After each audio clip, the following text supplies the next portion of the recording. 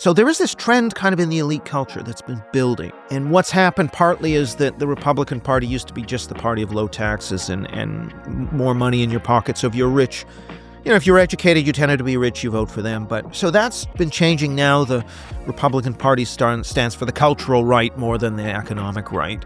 And so what you have with these elites is people are economically to the right. They want low tax, but they're culturally to the left. They believe in maybe open borders. They believe in, low-cost labor. They believe in woke because they think that's how you're a good person.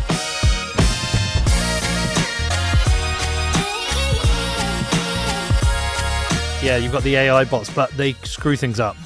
You don't like do the, they? You don't do like, they? You don't like it, do you, Con? Yeah, I never use it. Oh, a little bit. All right, okay. Hey, great to meet you, man. Good to meet you, yeah, I've Peter. been trying to digest as many of your articles as possible. You've written a lot. Yeah, well, I've been around a while.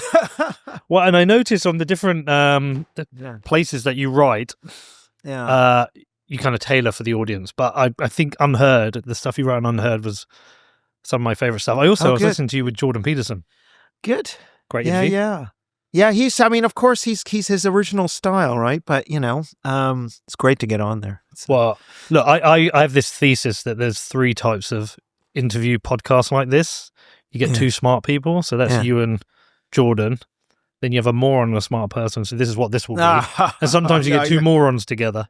But you're way too humble. No, people will tell you I'm a moron. No, listen, great to meet you. Really interested to talk to you because I think we're at quite a strange time, right?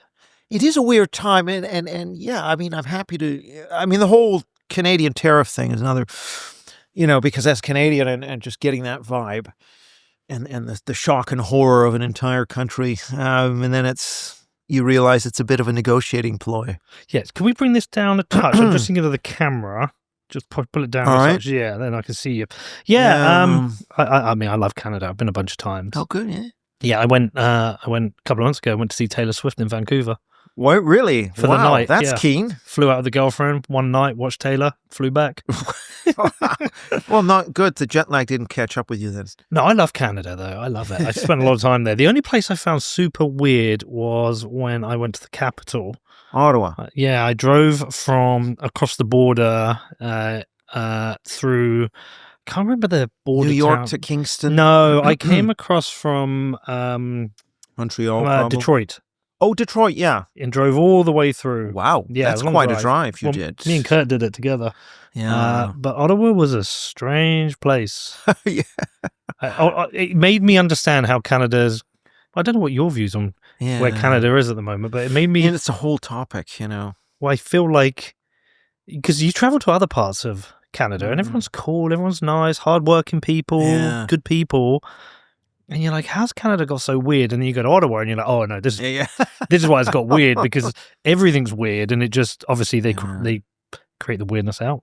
Yeah, that's one aspect of it for sure, is all those civil servants, but unlike the U.S., they can actually cut them quite quickly. Like, when a conservative government comes in, they often shed tens of thousands just like that, which in a smaller country is quite a hit.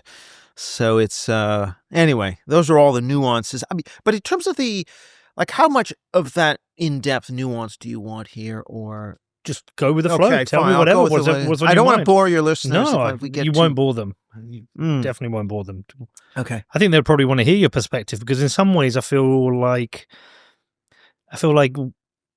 the US is a term ahead of Canada, and I think Canada's about a term ahead of the UK. You've got an election looming, which looks like Pierre Poilievre. I That's never know right. I pronounce his name correctly. Is usually butchered by Anglo-Canadians to Poilievre. Yes. I'm a big fan of his interview where he's eating the apple. Oh, yeah. But it looks like you're going to get a Conservative administration, and then we're stuck here with a Labour Party that doesn't really reflect Labour, historical Labour policies, focus on the working class.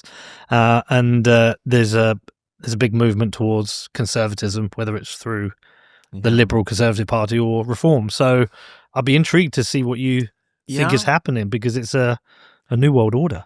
Yeah, and really interesting to just, there's each place is a little bit different, and the mix of stuff, like what's happening online now matters in a way.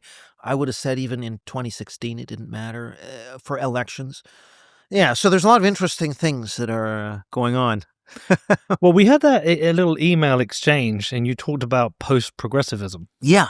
So so I read the interview despite it being available to listen to, and it made me think, a lot about this is that essentially we've been in an era of progressivism. And so I wanted to really ask you about, well, how did we get here, and why did everything get so weird? Yeah.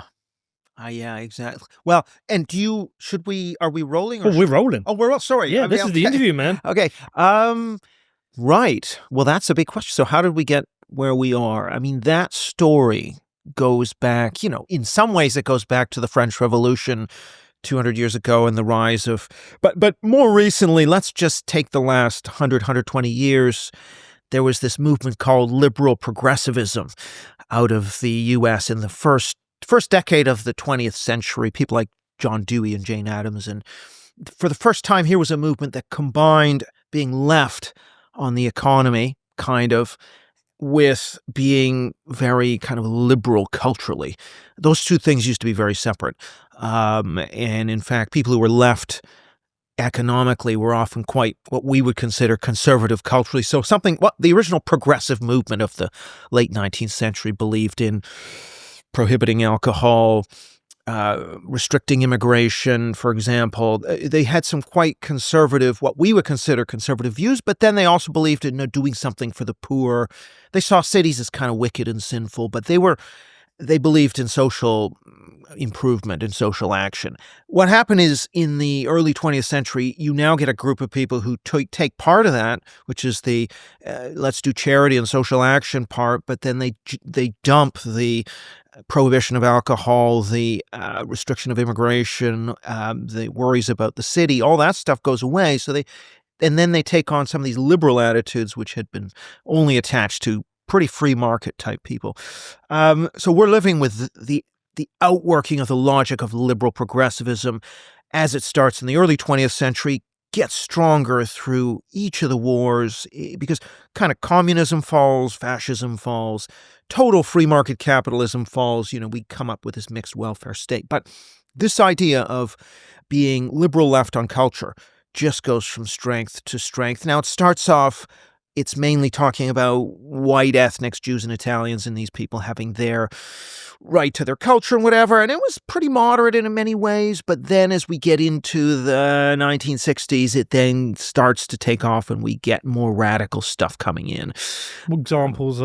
So we get, affirmative action. So what was the liberal progressives were mainly concerned with white immigrant groups. They now, when we go to the 1960s New Left, who are the inheritors of this left liberalism on culture, they now are focused on racial minorities. The whites have kind of assimilated and melted. So they're focused on racial minorities. And the first things are, for example, taking a very romantic attitude to urban riots, burning down neighborhoods, romanticizing the Black Panthers, who were extremely violent, often terrorist in their ambitions. Affirmative action, this idea that essentially there should be goals and timetables for achieving equal outcomes in proportional quota terms for jobs and contracts, and then later universities. So that's a really radical idea. It's already happening in the late 60s. So when Donald Trump, he just rescinded President LBJ, Lyndon Johnson's executive order on affirmative action. That's from the late 60s. So they had gone off the rails already by then. And that's the beginnings. And then the other stuff happens a little bit later. So you have affirmative action first. The stuff around political correctness happens in the late 80s, early 90s. So by 1991, you got 300 leading U.S. universities that have these speech codes. You've got university newspapers that made fun of affirmative action being shut down by UCLA. So a lot of the stuff we're familiar with in the Great Awakening was already going on, but just not at the same scale and only on the campus, not in the New York Times, not in the newspapers, but on the campus it was happening. What's driving it?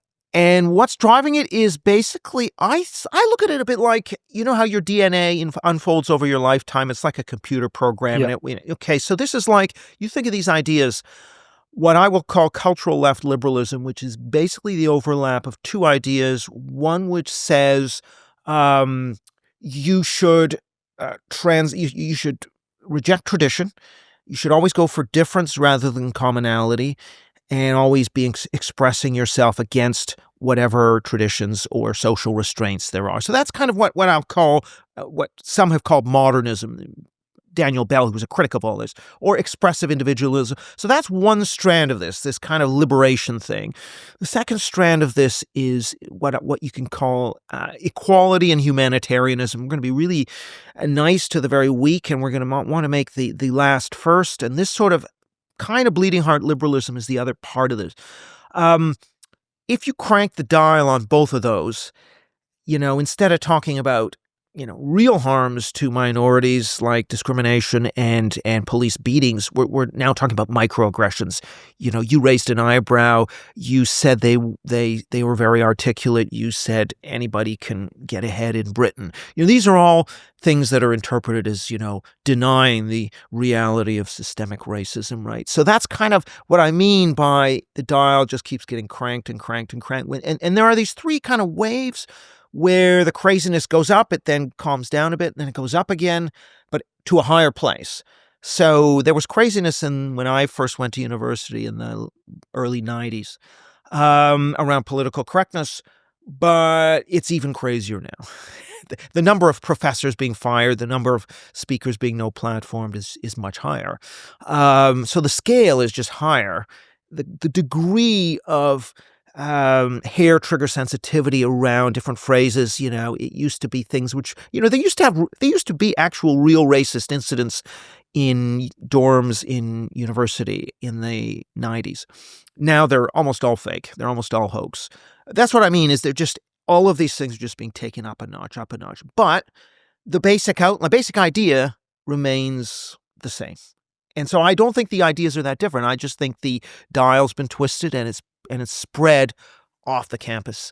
There was a lot of crazy ideas on campus in the 80s. Critical race theory, that's beginning in the 70s and the 80s. It's not new, but sticking it in schools and shoving it down people's throat in schools is new. So it's a spreading out and making it mass.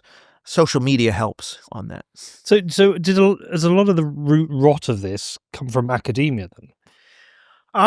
Yeah, in a way, I would say that, these ideas start in the general, amongst small groups of bohemian intellectuals, really small numbers of people, no influence at all.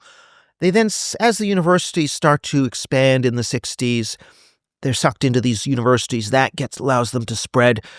The centralized television media instead of local radio, that takes over in the 60s. So you get all of these mechanisms for expansion of what used to be just a small number of really avant-garde out there humanitarians and artists. Well, suddenly that's taken off and getting crazier as it takes off.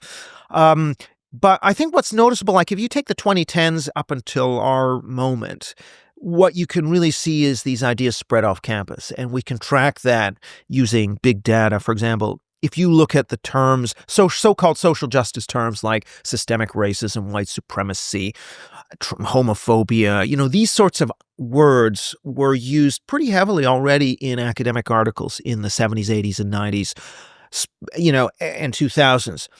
It's not till we get the social media and we get the new media model, which relies on clicks and virality on social media, and then all of a sudden, all of these terms are showing up in the New York Times and the Washington Post and all these and the Times of London. So all of these, that used to be a kind of firewall between, not a firewall, but the mainstream media used to be much more sensible. The New York Times was really critical of Black Panthers and the Weather Underground and these 60s radicals. The New York Times was quite buttoned up. Now they're beating the drum along with the crazy academics about, systemic racism, and they get a nutcase like Nicole Hannah-Jones and to do her 1619 project that the U.S.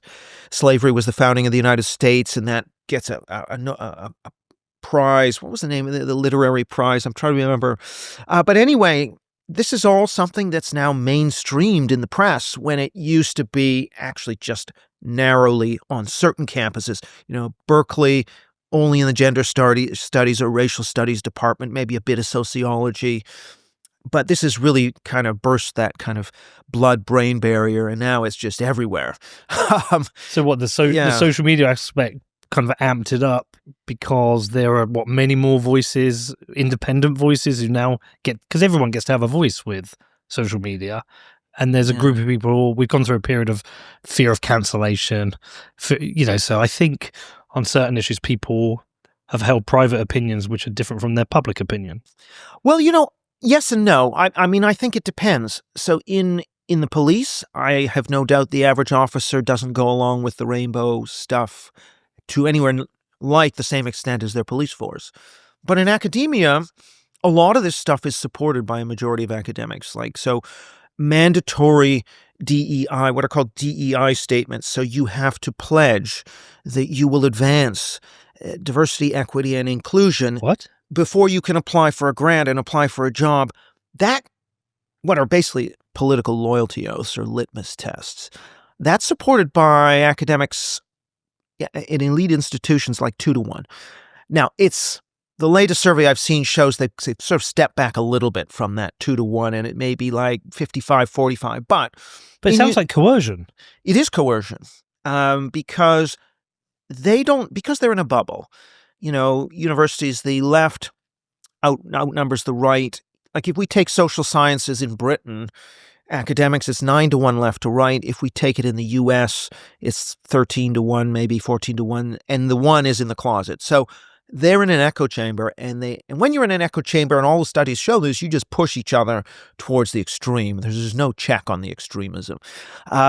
So they think this is just being a nice person. And then when you point out, well, actually, diversity and equity, which means equal outcomes. If you want equal outcomes, you're going to have to treat people unequally. So you're going to have to discriminate against, say, white applicants to Harvard and Asian applicants in order to get enough African Americans to make their quota. They think, oh, no, this is just equality. But no, what it is it's unequal treatment. So you discriminate against an equally qualified white person, let's say.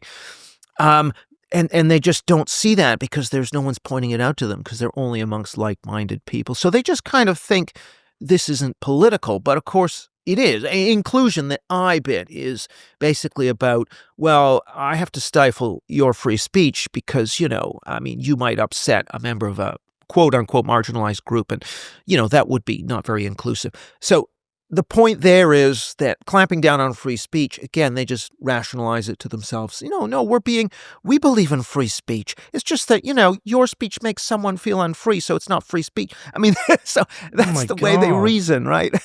What is there a psychology to this in that, say, somebody new who's entered the profession is presented with this oath they have to swear to, that they don't fundamentally believe it to begin with, but in doing so, they become co-opted into it, and over time, they do start to believe it themselves and support it. Is there a psychology to it? I wonder, I think there might be. I think that some do follow that path, but I think for the most part, there's a self-selection process where it's made very clear just in the jokes people tell. They joke about Brexit, they joke about the Conservatives.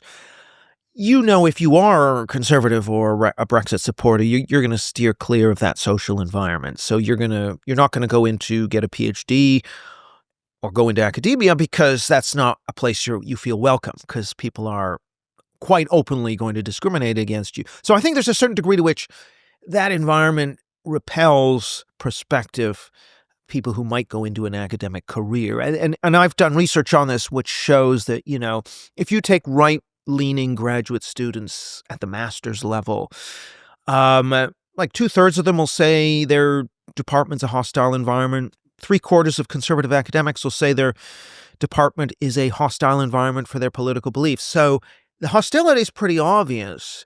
And so all other things being equal, if you are on the right, you'll just take another career route. You'll maybe go into a think tank, or you'll go to be in journalism on a conservative newspaper. So that the problem is the pipeline then becomes really, really, a monoculture, and it reproduces a lack of viewpoint diversity. So everybody is in a bubble, and those who aren't are in the closet. And so that's where we are right now. And so is that a reason why we've ended up with such a, so for example in the UK we had Liz Truss in here. She talked about how the civil service has become very much a left-leaning part of government. It's very hard for somebody in government to work against those parts of the civil service, and that if you're not overtly conservative, you end up swinging to the left.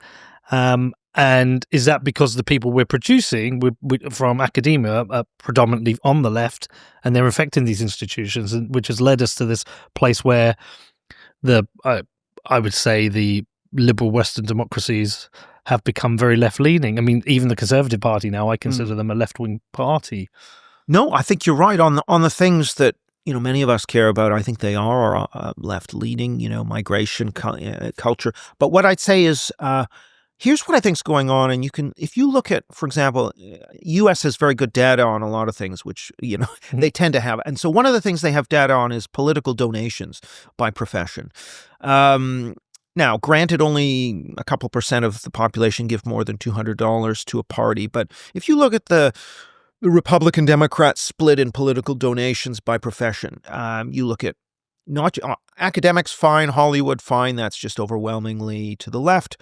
It's been to the left for a while, but all of these professions, not just those, have been heading left-wing. So now it's lawyers, and it's doctors, and it's, even people working in the insurance business. Like, everybody is all of those professions are now donating more to the left than to the right.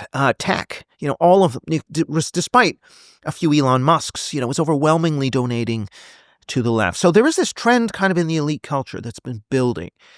And what's happened partly is that the Republican Party used to be just the party of low taxes and more money in your pocket. So if you're rich, if you're educated, you tended to be rich, you vote for them. But so that's been changing now. The Republican Party stands for the cultural right more than the economic right. And so what you have with these elites is people are economically to the right. They want low tax, but they're culturally to the left. They believe in maybe open borders. They believe in, low-cost labor. They believe in woke because they think that's how you're a good person. So I think the rot... Do they believe it, or do they act that way to be accepted within the inner circles? Because there was that interview that Rogan did with Mark Andreessen, and he said, he used to be historically a Democrat voter, and everything that's happened weird under the Biden administration, and I think certainly started under Obama's administration, but bled through. He said he's shifted to the right. He was supporting voting for Trump, and he said, I'm no longer invited to certain dinner parties. So we talk about the liberal dinner parties in London. There's certain, I think beliefs that people hold to stay within. It's like a status game. Yeah.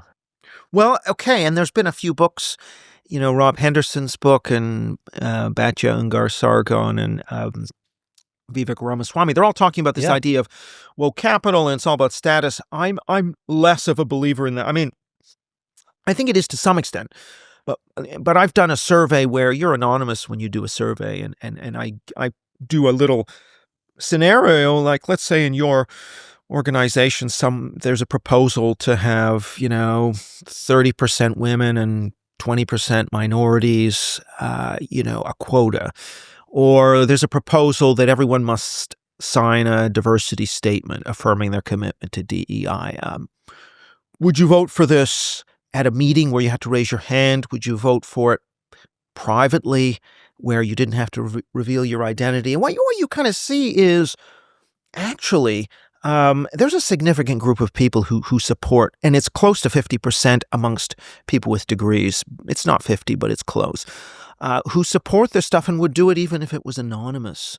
Now, there are some who said, okay, well, I would support it anonymously, but I would actually go the other way. I would actually go the other way anonymously, but in a meeting, I would probably raise my hand. So there's a small number of people who now. It's a social coercion. There is a certain element of this, but I think the people who say, oh, well, it's just a spiral of silence and most people are not woke, I don't think that's true. I think, well, most people aren't woke, but I think in these professions, it's evenly balanced. And so when it's evenly balanced and you toss in the reputational status stuff, I think that tips it over. And so I think that's what we're facing. And so I think the problem actually is quite deep. I don't think the universities, by the way, are creating the problem. The studies we have show people's views don't change much from when they enter and leave university. What they learn in class doesn't affect them very much. That's not the issue. The issue is it's happening in the schools. And so the evidence that I've seen in the studies I've done show if you're at a school that is heavy on critical race and gender ideology, you're going to have more views on affirmative action, white guilt, and so on that are to the left. And I've showed that in a study with Zach Goldberg of the Manhattan Institute. And it's pretty substantial to the point where if you have a mother who's Republican and you go to a school where they're teaching the maximum number of these critical race theory, critical gender concepts in school, and a mother who's Republican and you're in a school that doesn't have any of this, it's like you're twice as likely to be a Democrat, controlling for anything you can think of. So yeah, the schools are really where this is occurring. And that's one of the reasons I say in my book, Taboo, that the real place we need to target for reform is the curriculum, teacher training, the hiring and firing of teachers. It's got to be really ruthless. Otherwise, the indoctrination will continue, and the young are way more woke than the old. Like a young leftist in this country or in the U.S. is twice as intolerant of speech as an old leftist. They are more likely to say Britain's a racist country. They're more likely to, buy into, if you ask, should J.K. Rowling be dropped by her publisher? It's substantially more. It's like among young people under 25, it's 50-50. Yeah, she should be dropped. No, she shouldn't. Anyone 45 and up, it's like low single digits. So we've got this kind of time bomb coming our way. Now, there is some positive stuff in there, which is amongst the young people, which is really that the group that isn't so convinced by woke is starting to mobilize and get a bit more anti-woke. So they're now young people. You got strong anti-woke and strong woke. So they're really polarizing. But that's happened in the last two years, 18 months. Where's the strong anti-woke coming from? I know, for example, I could say within my household, it's coming from the parent. Right. Right. But I don't know where. Sorry, when you refer to school, because I know in the US, school can mean university. School here means pre-university. Yeah, school. I mean, like primary and secondary. Yeah. Yeah. By the way, I mean, I'm always surprised to hear a child with conservative opinions, because when you talk about, when you put some of the questions to them, I think kids learn in playground empathy, and if you turn around to a kid, my daughter, when she was, I don't know, say if she was 10, if I said to her, should we give money to everyone who's not got a job, and should we make it illegal to say bad words and insult people? She probably would say that because she's a kid, and you would expect that. I think it's hard for a kid to understand the downstream consequences of that. Yeah, that's true. I mean, on the one hand, you're right, but on the other hand, if we compare, we have some surveys where they've asked the same question to, there was a survey of a college in the U.S., the Smith College. Now it's a relatively liberal place, liberal arts school, but they asked the same question in 2016 as in 2000. People should be allowed to say what they express their opinion, even that if that offends people. In 2000, that Smith College students, all like 18 to 20. In 2000, it was like 3/4 said they should be free to say what they want, even if it offends some people. 2016, that's down from 75 to below 50. Now, so that's a shift. Same question, same age. The only difference, same college. The only difference is 16 years. And on a larger scale, the something called the General Social Surveys asked this question about should these people be allowed to speak or teach. And they have 6 categories: militarist, communist, homosexual, and one of them's racist. What's interesting is On all of the others, everything's been getting more tolerant, but on the one that said racist, out of those 6, was getting, the racist should be allowed to speak. That was going for a while, and then it turned the other way. And now, actually, the younger you are, the more anti-allowing the racist to speak. So that kind of tells you something, and what I think it tells you is this ideology, which is woke, which I define as making sacred of historically marginalized race, gender, sexual identity groups. You're making those groups sacred and elevating them, and therefore they cannot be offended in any way. And so you're really intolerant of anything around those identities. And so that's what we're seeing. And I think over time, those people are now being raised with these values. They enter the workforce. They become the staffers in, Google's and Microsoft, and then or New York Times, they revolt when they don't get their way. This is coming up from the young. And so this is why I say, unless we get a hold of the education system, I don't see how we stop this runaway train.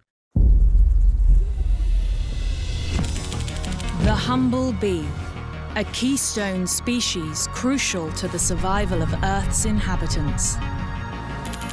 Here's how things would look if bees vanished. And here's how they'd look if humans vanished. But imagine if instead we became a keystone species by doing things the right way, by taking responsibility for our actions and becoming the solution. Iron mines the world's most responsible currency the right way. Because the future depends on it.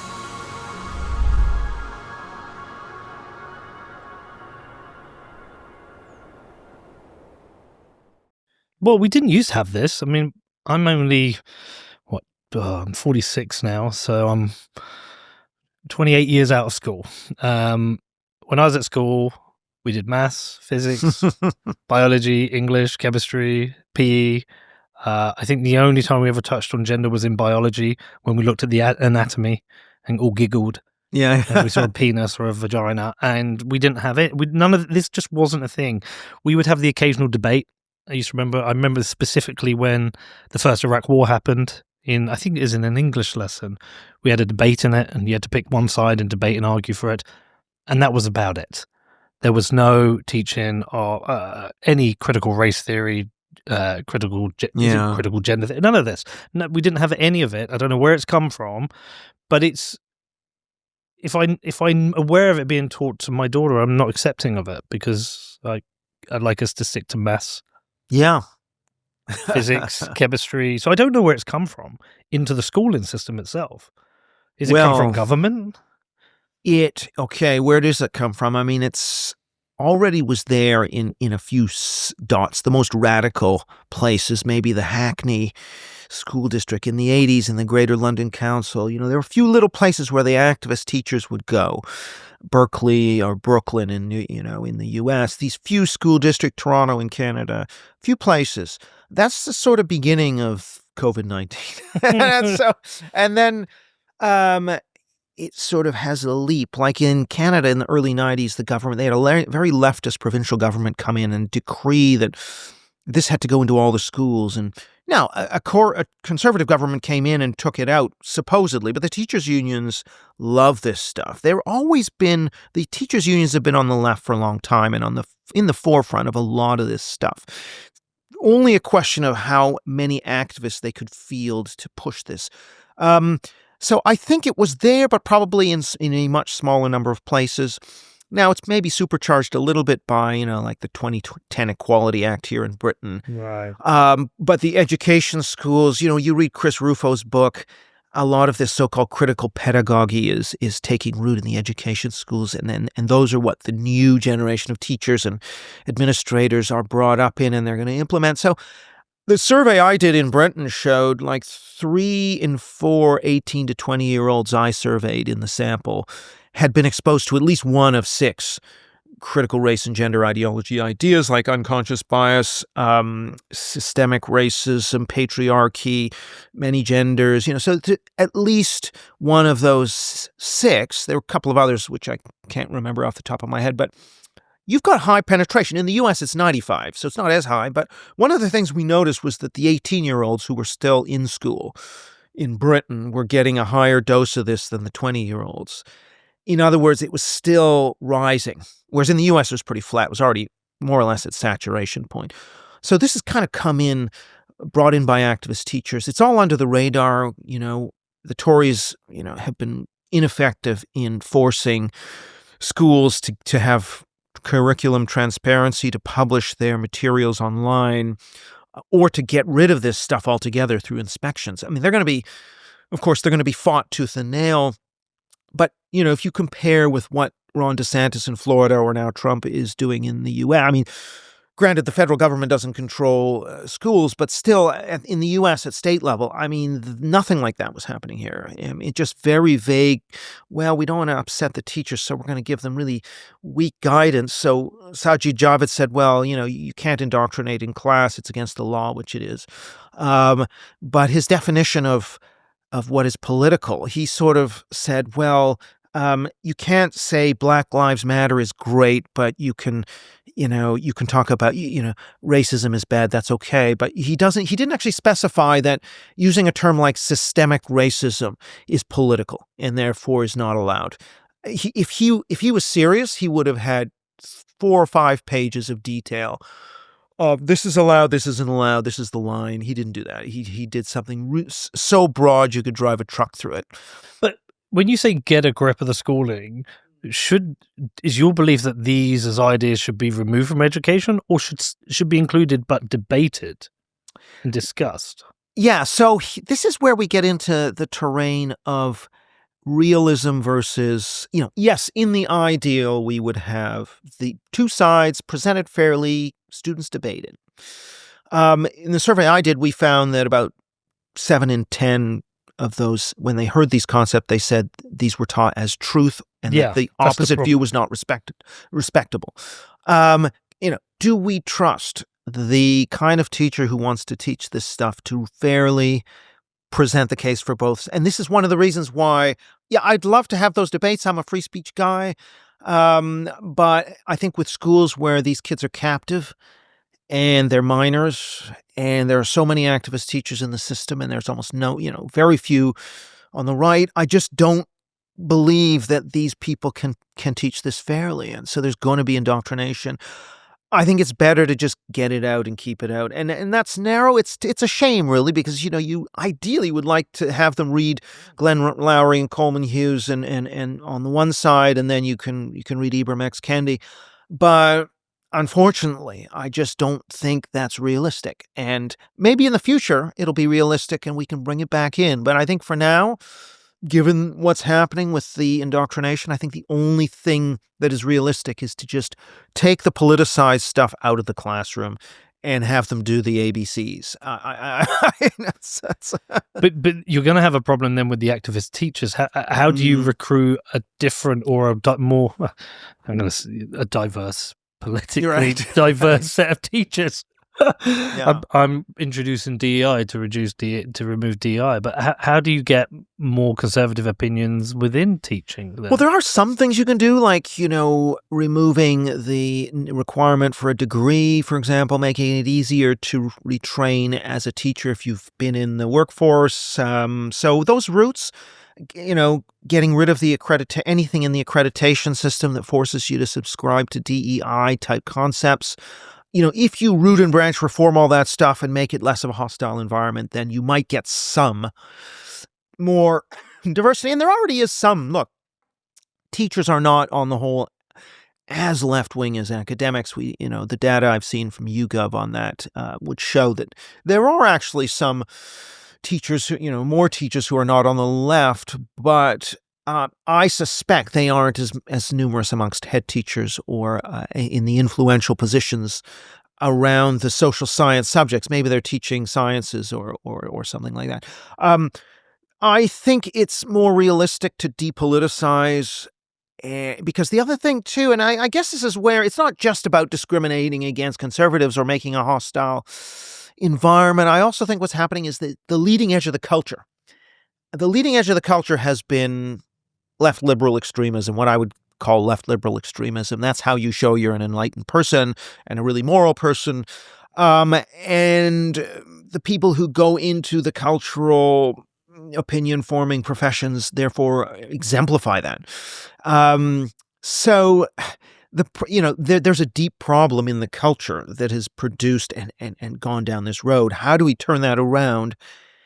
Because there's two different ways of doing this. I mean, one is the populist route, which says we're going to harness the 2/3 majority of the population that isn't woke, and we're going to simply reform these institutions. And I'm in favor of that, but it's not enough because you've got to win the battle of ideas long term, which means now that's happening online. Online's been very important. Shows like this, in starting a counter movement that can grow and eventually produce at one time maybe people who will go into academia or teaching and start, or even Hollywood, and start to change publishing and movies and everything. But that's the end point of a long process, because the other side has been at this for a century and in a very serious way for 50 years. So, well, we're stacking wins. Yes. Well, You've got to stack wins. I think we had to end cancel culture. That had to end, because I know I'm involved in football. I know in there's fears. There is a left-wing swing within football. There's fears of speaking out on certain issues. And I think once people have had the fear removed that you won't be cancelled, that independent thought, however a controversial might be, is acceptable. We need those. I think you start to stack wins.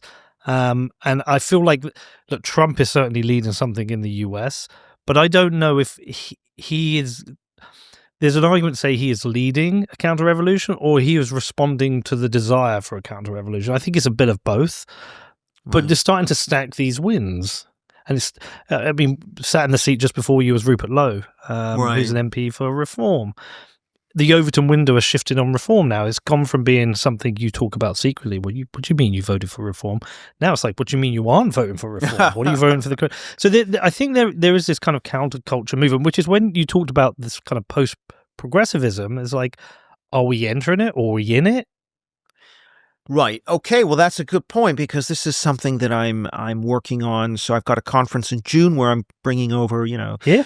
It'll be in Britain. I mean, it's not not an open conference as yet. Although you can probably come, but the aim here is to rethink the social sciences in academia. And so I have this term post-progressivism. What I'm basically arguing is, okay, we've got the populist movements that, we've had strong populism for 10 years now in the West, but I'm interested in the high culture and the elite culture. And we do see some interesting things. You obviously have the Musks and the Zuckerbergs and some of the tech people. But again, I still think it's a minority moving from left to right. You also see New York Times and mainstream media backing off, criticizing cancel culture. They've all had their editorials against, Washington Post had an editorial against diversity statements. They're trying to hire some conservatives. Bezos said he wants some conservatives. The New York Times has some. Now, they may not be MAGA, but, at least they're trying a little bit. And there is there's criticism of DEI, of parts of the trans agenda, again, with fits and starts. The New York Times kind of flipped and flopped.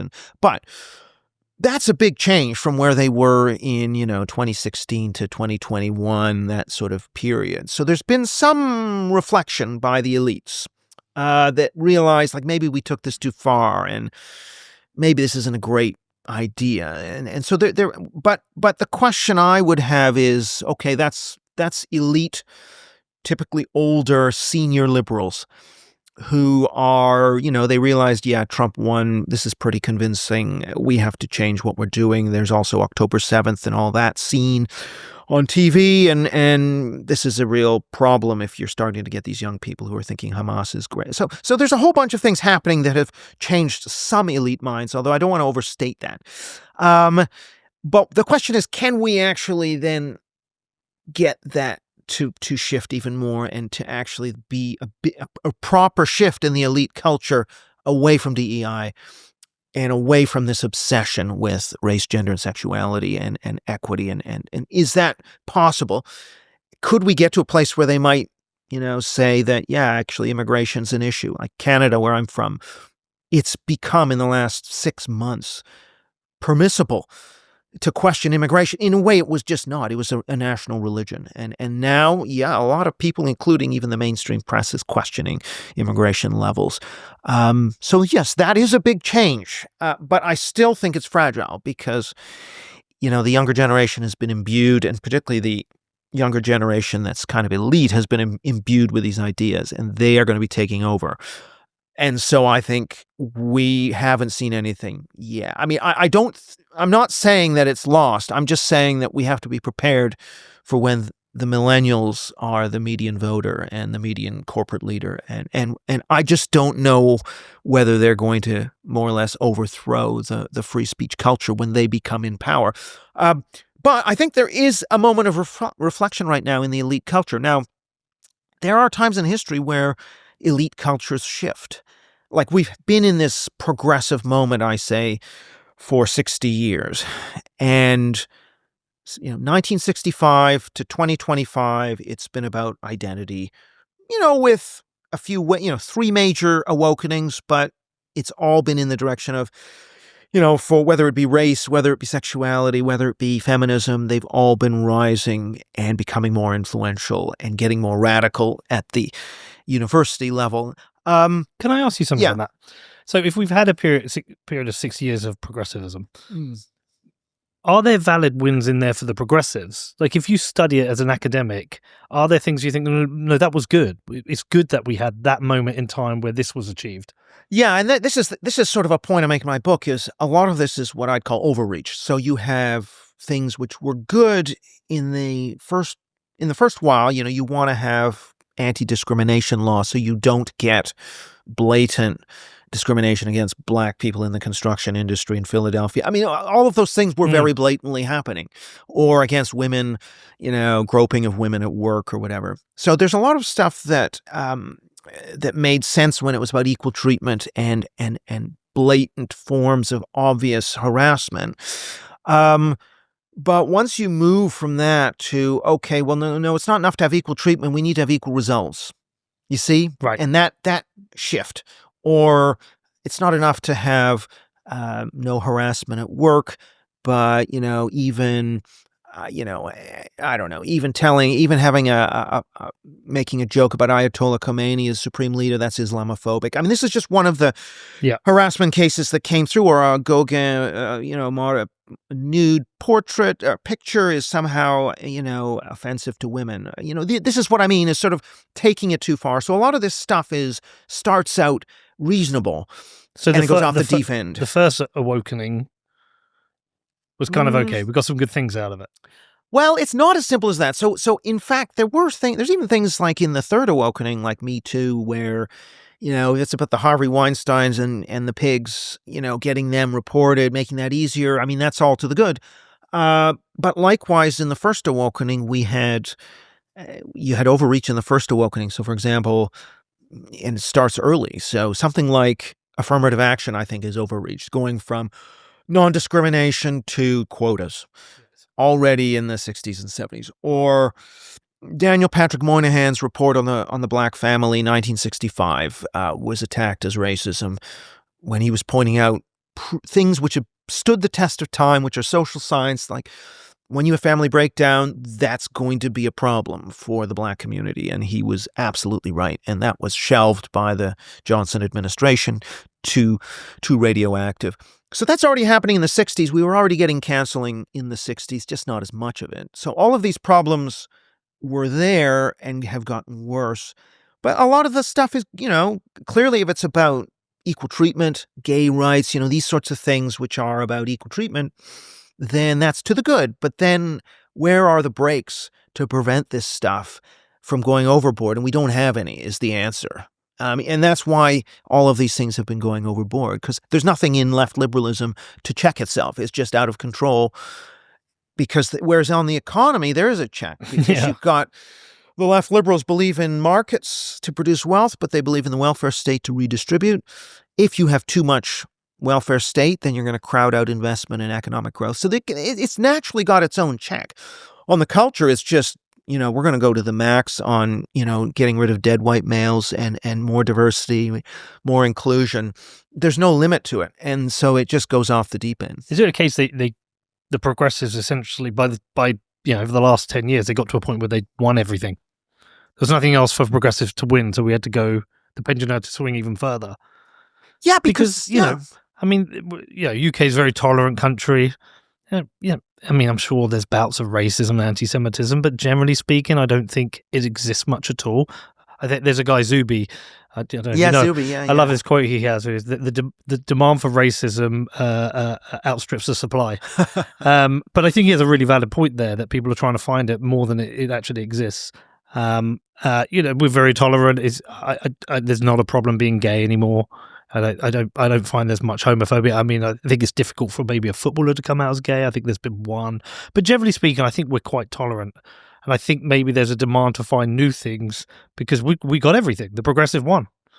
Well, I think there's a lot of truth there in the sense, like if you look at the number of hoaxes. I mean, Wilfred Riley, who's an African American academic, and he's done a whole book on these race hoaxes, and or Coleman Hughes, who's another upcoming and really, really good African-American writer. But he's pointing out that there is almost this kind of, there's this phrase, what is it called, where if a phenomenon becomes less common, then you invent more of it. And I'm trying to remember, they've done these experiments with trustworthy and untrustworthy faces where they can, with a computer simulation, they can vary the number of untrustworthy and trustworthy looking faces, and they ask people what share of these do you think are trustworthy and untrustworthy, and essentially the share remains the same. They just see a trustworthy face that's maybe borderline, and they'll relabel that as untrustworthy. So you have this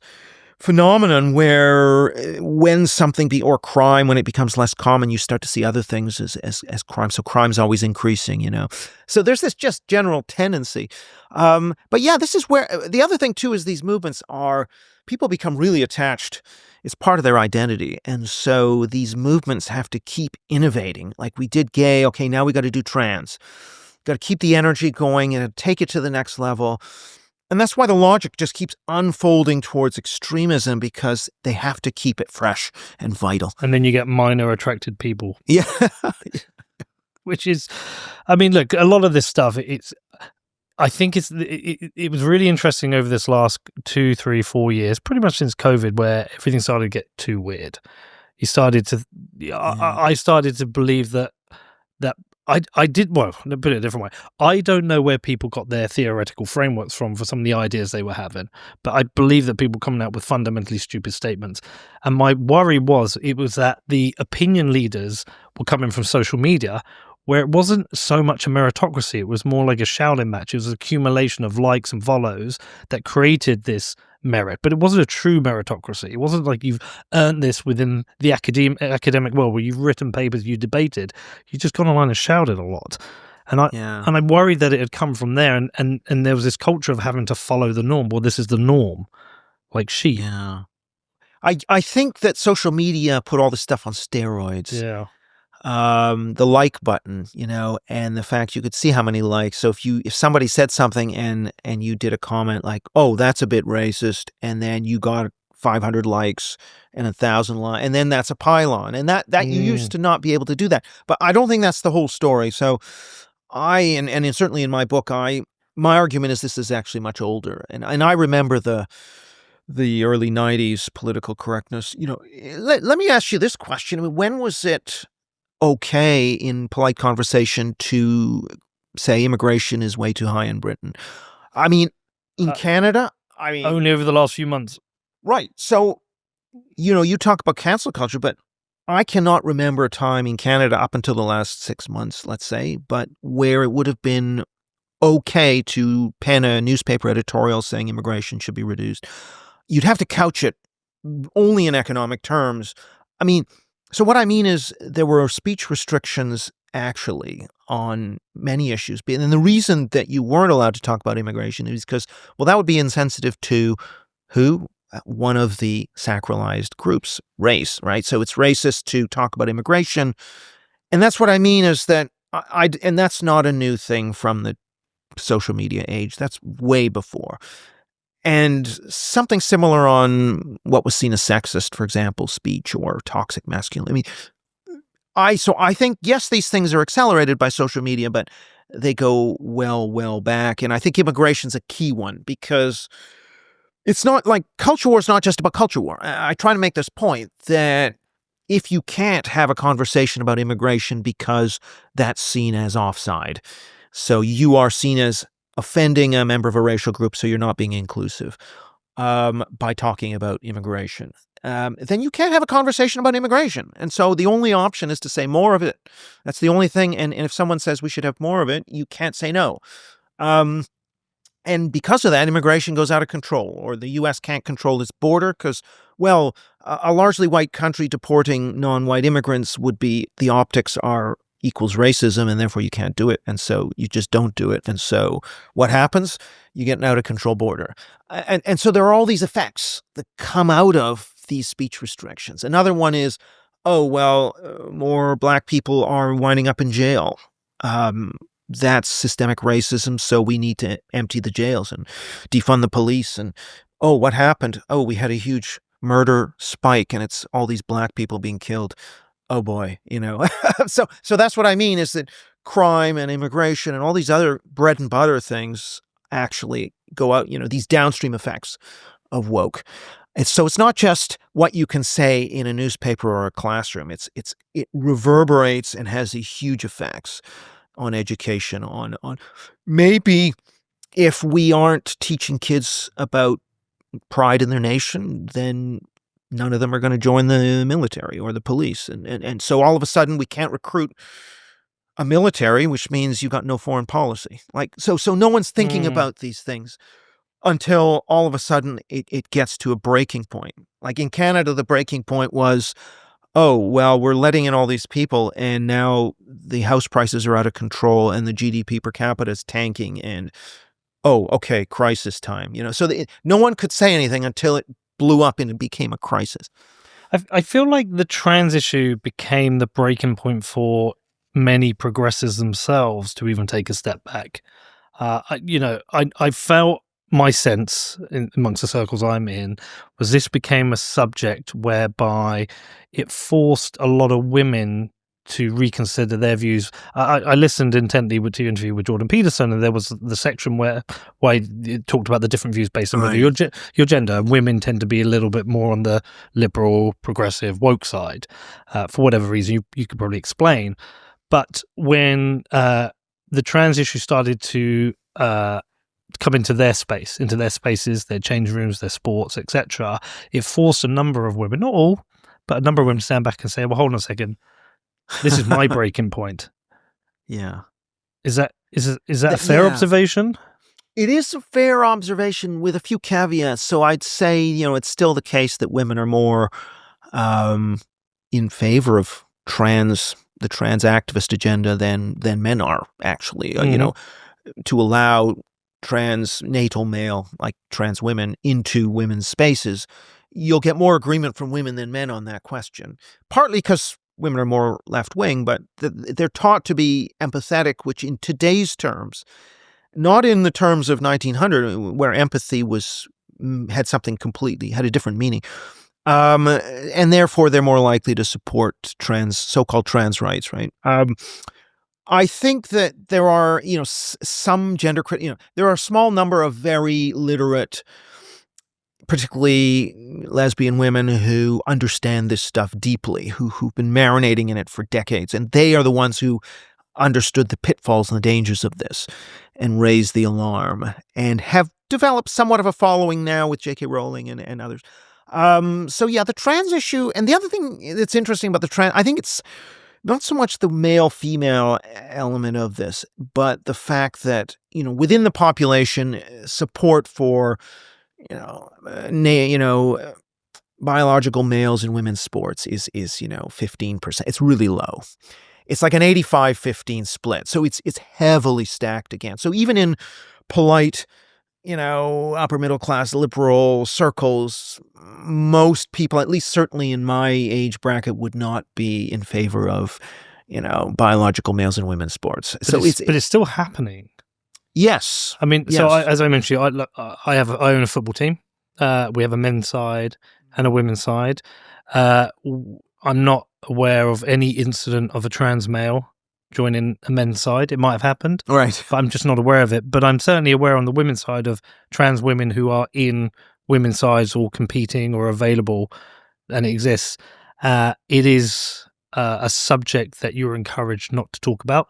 I've tried to talk about it to people. I've talked privately. I think I've spoken to one person who supports it, and I've spoken to more than 100 people, from players to managers to coaches to chairs of other teams to people who work in the football authorities. I've even been advising the football authorities not to approach this subject. Keep away from it. Okay, it's too much of a hot potato, but it still exists.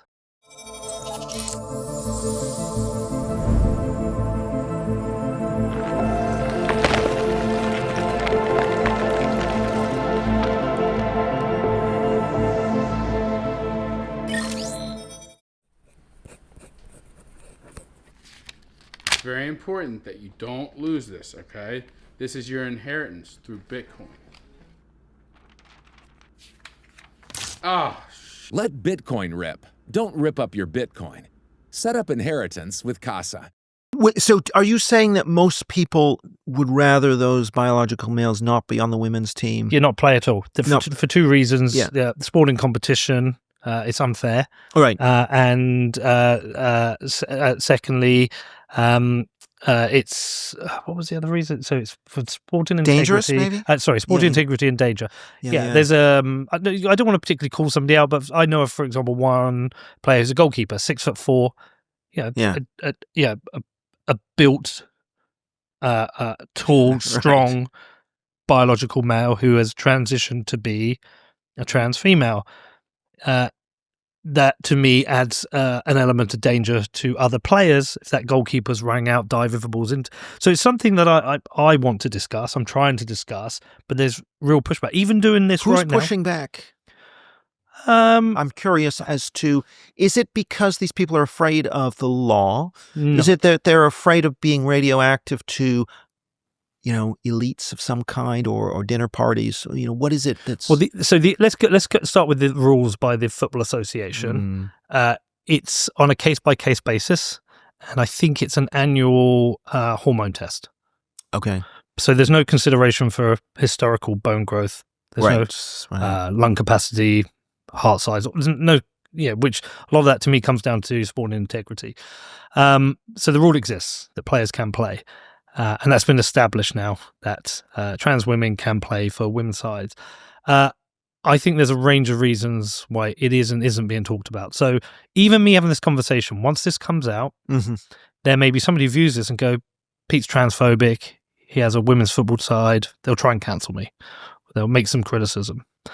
There may be, from the back of that, this may lead to certain pressures on people who play for my side. Even though these are my views, people who play for my side, managing or coaching in my teams, they might feel under pressure now to quit. They might say, people say, why are you playing for Pete's side? He's transphobic. So there's social pressures that exist within there. From the people I've spoken with in the Football Association, they said, just don't go near this as a hot potato. I could possibly end up fined. Oh, okay. I could possibly end up being suspended. We don't know the actual rules, do we? Are you uncomfortable when we even talk about this? No, I'm fine with it. Yeah, but you understand why. I'm trying to actually look it up now. Yeah. Yeah, so because one of the debates is over how much of this is downstream of the law and compliance and avoiding lawsuits, and therefore it's a self-interest thing. Or how much of this is, and what this is my view, is that there are a set of sacred totems, sacred symbols, and I mentioned race, gender, sexuality, the historically marginalized groups.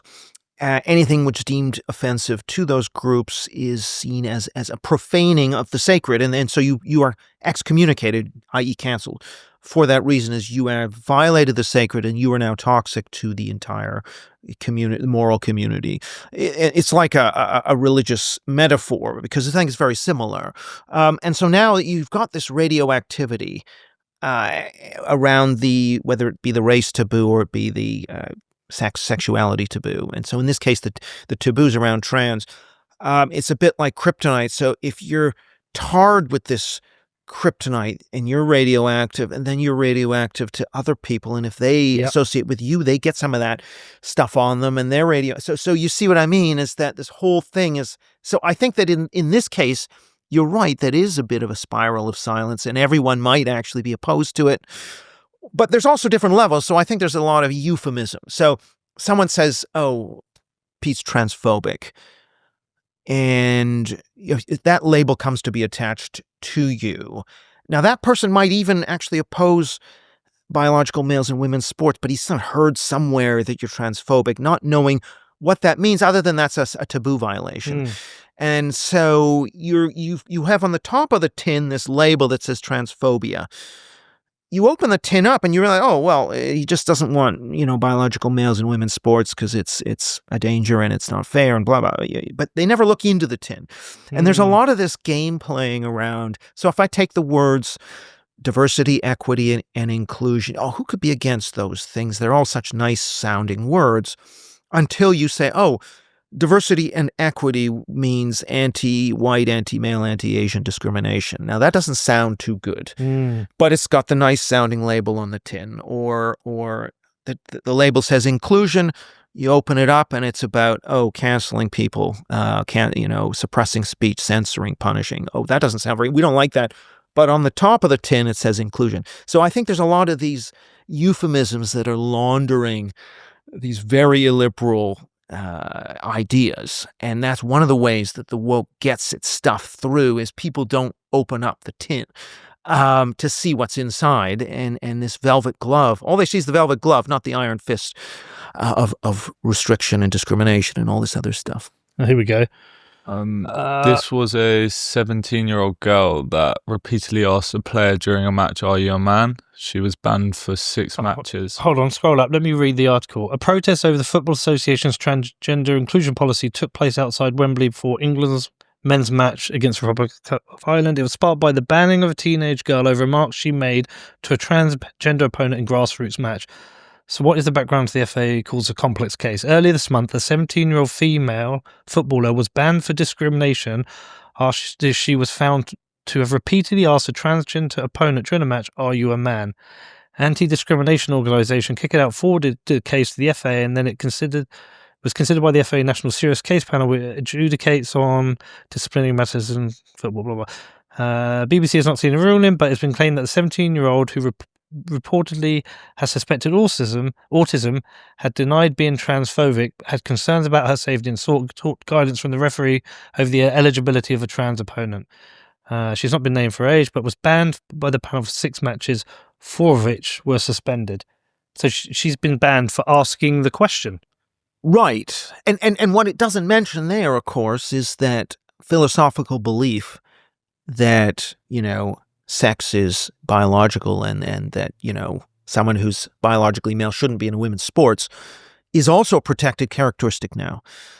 And so actually, if this went to court, her side would be saying, well, look, my philosophical belief in gender critical feminism is a protected characteristic against my gender identity is protected, but hey, it's my free speech. I expressed my view, which is protected. So in court should win. Now the question then becomes, well, FA did this rule. Does the FA have the right to set rules which are beyond the law? And that's another legal question. I think that the law, the law of the land should be pushing much more forcefully on all of these, anything that's publicly funded. Okay, you can't intrude on the Catholic Church if they have their own rules around who gets to be a member, whatever. But something that's publicly funded, that gets public money, I think should have to adhere to the law as written on the books. So that would mean if they suspend, they're going to lose funding. In my world, they should be losing money. Yes. Or they should be regulated not to be allowed to do that, in my view, because they're essentially saying we care about protecting this characteristic called gender identity. We don't care about protecting this characteristic, which is philosophical belief. I've received 2 bans and fines from the FA recently. One, because I called another manager of a team a cock on Twitter.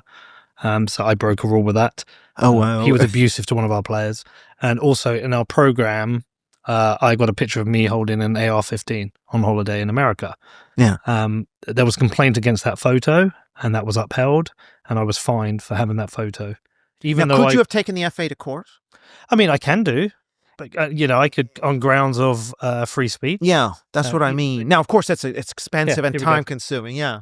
I think it's a cool photo. Yeah, that's a good photo. And then some people are like, you're a dick. Why are you doing this? But my point is, I know the FA suppresses speech. I know there's a code of following what the FA says, and I just want to challenge it. But I know there's a risk. If I, in this interview, say to you, I fundamentally believe trans women should not play in women's football. If I banned them from my team, if I banned my team from playing teams, if I questioned, there's a possibility I would be now hauled up in front of the FA. This interview might lead to an FA charge itself for even questioning it. And that takes us back to the problem is, well, we need free speech to at least debate the issue. Well, exactly. Now, and the problem is these intermediate organizations, right?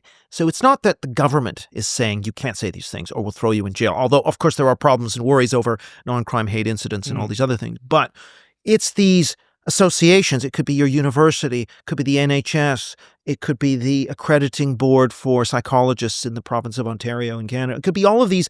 These boards are often captured by woke activists or people who are prioritizing so-called social justice over free speech.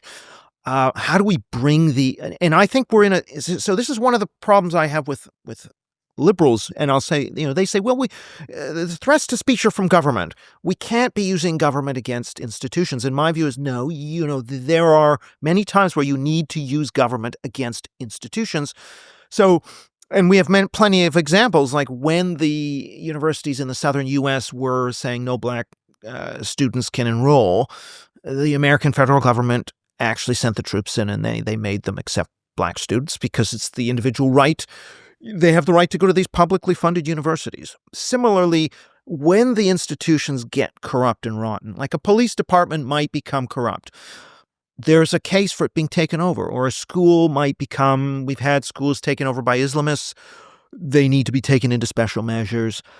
And similar, so these institutions like the FA and others shouldn't be allowed to just do whatever the hell they want if they are dealing with the public. If the FA says no black people are allowed at any premiership game, should they be allowed to do that?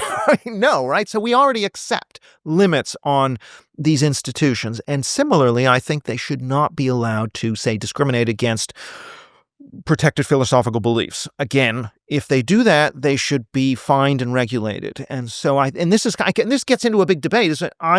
My view is you do need to use elected government against these censorious institutions which are violating civil liberties. In order to create a freer society, that means we have to clamp down on the institutions to release the citizens. So if the university is punishing people for speech, you need something like the Higher Education Freedom of Speech Act, which was only watered down by Labor, but to say, no, universities are going to be fined and regulated so that they're actually obeying their free speech obligations because they're transacting with the public. So I do think there's a lot that government can do. But government has to support free speech itself. Right. If you have a government who can't, where the prime minister can't define what a woman is, they're not going to protect this kind of speech. Correct. And if they're weaponizing speech against the electorate, they're not going to protect speech. Right. But one of the arguments that some of the classical liberals make is, well, government, that's just the worst thing. Now, my view on this is, okay, Labor, let's say they don't believe if Labor doesn't believe in free speech and they start throwing people in jail for saying this trans woman is not a woman and is a man, okay, it's bad. But we can vote them out. It's in the papers. It's scrutinized. It's open. If it's happening in the FA or the NHS or in universities, it's all behind closed doors. Rarely leaks out. Occasionally it makes it into the papers. But basically these institutions are unaccountable. They're non-transparent. It's much more democratic to have it being done by an elected government, which most people elect. People don't elect the FA. It's its own set of laws with a monopoly. Yeah. And so I think it's perfectly legitimate for the elected government to regulate and set the parameters for these associations instead of deferring to these associations. And of course, in different jurisdictions, the courts, like in the U.S., they say, oh no, actually the government and the law trumps these particular institutions. And there was a decision recently which made that clear. Whereas in Canada, they allow these institutions to, rampantly discriminate on the basis of race to censor free speech. They're allowed to do whatever the hell they want. And it's completely violating the Constitution, but because they're independent professional body, they get to do whatever they want. I don't think that should be the case. And so I have that disagreement. And I think what you're seeing with Trump right now is where they're going after all of these bodies. They're saying you have to get rid of your DEI, and they're making this illegal to discriminate on the basis of race. They're rescinding affirmative action. So they're doing all of these things, and they're showing, I think, the way Ron DeSantis and a number of other red state governors showed that you can start to knock back the cancel culture and the censorship, that these institutions which call themselves autonomous, and they say, oh no, university autonomy is a sacred part of academic freedom. Well, no, it's not when you're violating the academic freedom of your staff and students by censoring them. You don't have that freedom. We're actually going to limit your freedom. So we have to limit the freedom of these institutional bodies in order to maximize human freedom. That's what I believe. And so the Trump administration, this next 4 years is going to be really important for this kind of counterculture movement against progressivism as the pendulum swings back. And people, voters here in the UK, I think many are looking across the Atlantic and thinking, I want some of that. And so that's hopefully going to drive us towards this post-progressivism era, or into this post-progressivism era. Yeah, it's going to be influential. And you can see it in different places. Now in Canada, a few provinces have put in place laws, much weaker, but to say, okay, if someone changes pronouns, then the parents have to be informed if they're under age 16 or something. And in one province, they've, gone after the actual materials being used in classrooms. So, and that's all inspired by the Americans, and similar. And they have school board politics now, which has been inspired by the Americans. So there's a certain degree to which this stuff does influence. But with the post-progressivism, I just want to make a distinction between a populism that says, well, 2/3 of the population is anti-woke, which is roughly what it is in U.S., Canada, Britain. Their views should go in government and in the institutions. The institutions should reflect the popular view. It shouldn't be the view of a small minority. So it's about breaking into these institutions and letting the air from the public get into these very protected spaces. That's one thing. That's about politics, populist politics. But the other thing, what I'm calling post-progressivism, is actually about elite attitudes, right? And it's about elites saying, we overstepped. I'm not as confident about these values anymore.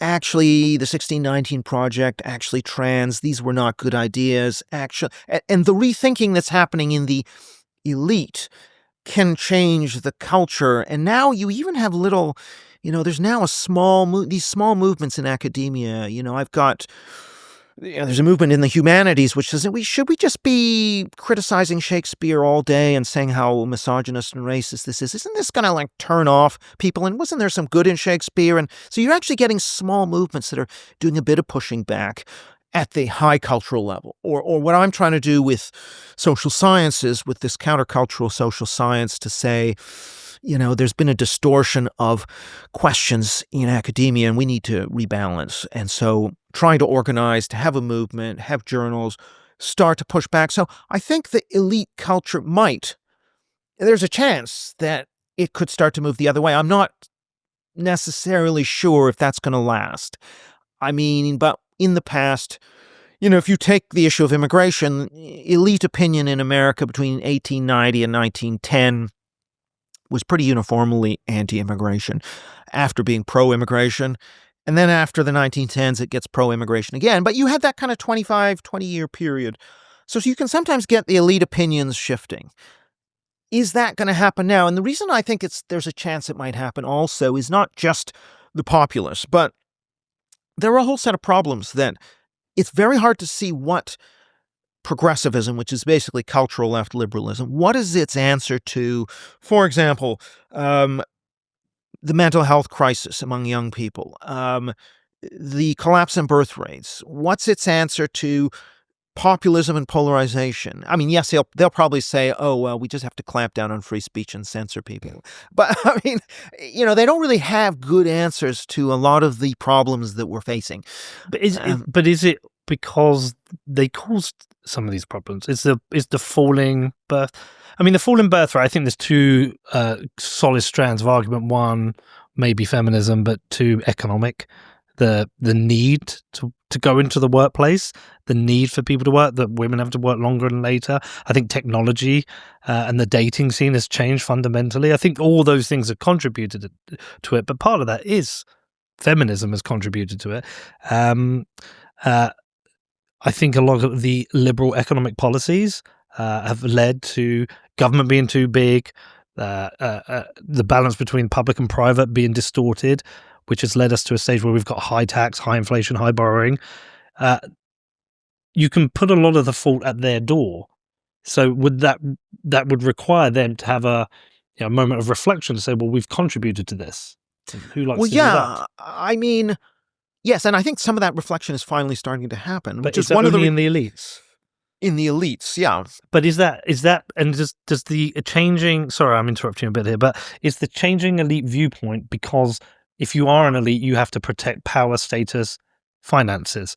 And so if there is a shift against your power, status, and finance, you're willing to shift. Some will move fast. A Mark Andreessen will move first. A Mark Zuckerberg will move first. They will see the wins of an Elon Musk and follow, or see that their power. I mean, I think Mark Zuckerberg almost certainly has gone with the wind. Yeah. Power, status, finance. Yeah. He was willing to censor on behalf of the Biden administration. Now he's willing to change his moderation policy on behalf of the Trump administration. Is elitism just protectionism? I think it's partly that, yeah. I mean, DEI and the ESG, for example, the funds that were investing in this ESG, I mean, they weren't doing as well. The DEI was costing them money. And it was but I think it was becoming more politicized, more of a hot button topic, and more costly to them. And so I think, yeah, that was part of it. But I don't think it's the whole. In fact, I don't even think it's most of the story. I think a couple of things. I mean, one, I remember talking to a journalist on in a left-wing magazine in the U.S. who said he was probably the only sane journalist on that magazine, and he sort of said after 2016, I think it was 2017, he said, we need Trump to win again to convince my colleagues that they have to, can't just double down and keep going business as usual. And I think the fact, they could say, well, Trump, he didn't win the popular vote and maybe there was some Russia collusion, whatever. But now the fact he had this convincing win, I think, with all these Latinos voting for, they're having to sort of say, actually, we're going to, and certainly from a practical point of view, if we want to be in power, we're going to have to try and moderate on some of these things. And so you saw Kamala Harris wasn't identity politicking the way she had been in previous elections. And even AOC dropping the pronouns from her Twitter handle. All of these things were happening as a result of understanding that this is costly now. So I think there is some self-interest going on, but I also think there's some genuine rethinking going on that they're not just hibernating for 4 years. I think there's both reactions. So you are like the Democratic National Convention; they were just as woke as they've ever been, but at the same time, you have New York Times and Washington Post, and I think also October 7th. Some of those scenes, did have an impact on certain minds to say, actually, do we really want this in our young population? Do we want these people to be, celebrating a terrorist organization? I think a whole confluence of things came into what's known as this vibe shift, which I do think can be enduring. And the reason I say it can be enduring is because the problems, it's very hard to see what progressivism's answer is to problems like collapse. They don't even want to talk about the birth rate. They think that's more or less misogynist and anti-feminist to even talk about. Birth rate's a problem. Yeah, but they would say, well, this is either it's eugenics or it's anti-feminist or we don't want to talk about, okay, if we have to talk about it, it's because we're not egalitarian enough and women can't move in and out of the workforce, which is not entirely false, but I just don't think. And also, what about the teen mental health crisis? This is heavily correlated with being very left-wing. It's heavily correlated with being not heterosexual. A lot of these indicators just look really bad. And there is no clear answer coming out of the left. And as a result, I think also intellectually, there's no new ideas coming from them. I mean, it's a moribund space. All the action, all of the new thinking is more or less coming out of the right.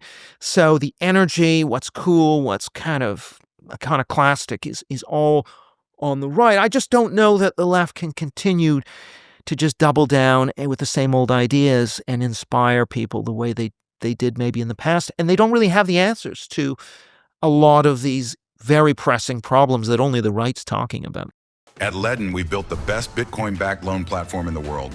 Proven, trusted, growing. Ledden's proven track record speaks for itself.